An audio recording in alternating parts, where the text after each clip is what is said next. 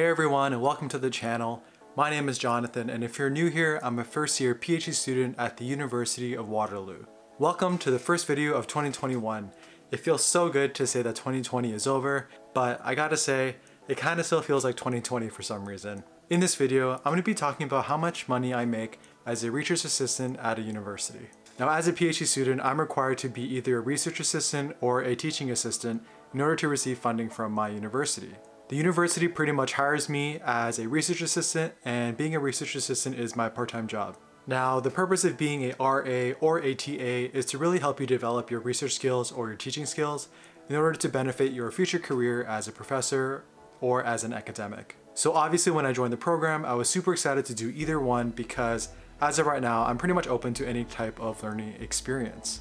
So in my first year of my PhD program, I was hired on as a research assistant for one of the faculty here at the School of Accounting and Finance at the University of Waterloo. My contract with him is for 3 consecutive semesters. I just finished my first semester with him in December, and I'm just about to start my second semester with him in January. When it comes to money, I just want to say that universities provide different levels of funding for their students, and this funding can definitely vary depending on the department that you are working in. For me, funding is provided on a term-by-term basis. So for the winter 2021 semester, from January to April, I'm going to receive around $7,000 in funding as a research assistant. Now, this money does not include any scholarship money that I receive from the university or from the government.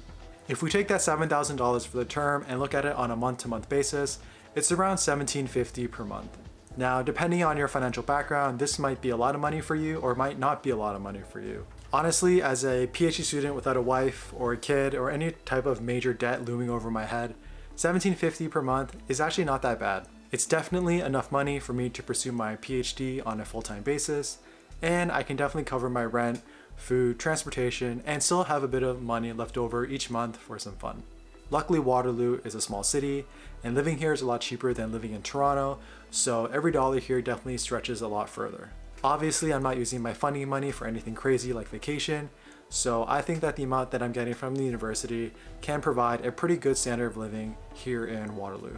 Now, one of the interesting things about being a research assistant is that I can only work a maximum of 10 hours per week. Surprisingly, this is actually a university policy, and the reason for this policy is that they still want their doctoral students to focus on their schoolwork and their research rather than on their research assistantship. Therefore, I thought it would be interesting to show you guys how much I'm making on an hourly basis. So it's 10 hours a week for 4 weeks a month for 4 months in a semester. So that's a total of 160 hours per term. And if we do a simple calculation, it comes up to around $43 per hour, which I gotta say is pretty good. It's actually about 3 times the minimum wage here in Ontario. And I hate to say it, but I think it's actually more on an hourly basis than what I was making at the Big Four. Finally, I just want to touch on the type of work that you might be doing as a research assistant. Ultimately, it depends on the type of projects that the professor has going on. So in the prior semester, I spent a lot of my time generating different ideas, reading a bunch of papers to get a good idea of what kind of research has already been done, and taking that opportunity to identify any potential gaps in order for me and my professor to step in and introduce something new. As of right now, we kind of have an idea in place, so I'm just spending a lot more time trying to develop it into something more concrete. If this idea turns out to be something substantial, I'll definitely let you guys know in a future video. So that's the end of the video. Hopefully this video was helpful if you are interested in being a research assistant at your university. Personally, I am enjoying it a lot. You get a great mentor that supports your academic goals, and it's a part-time job that pays pretty well, so that always helps.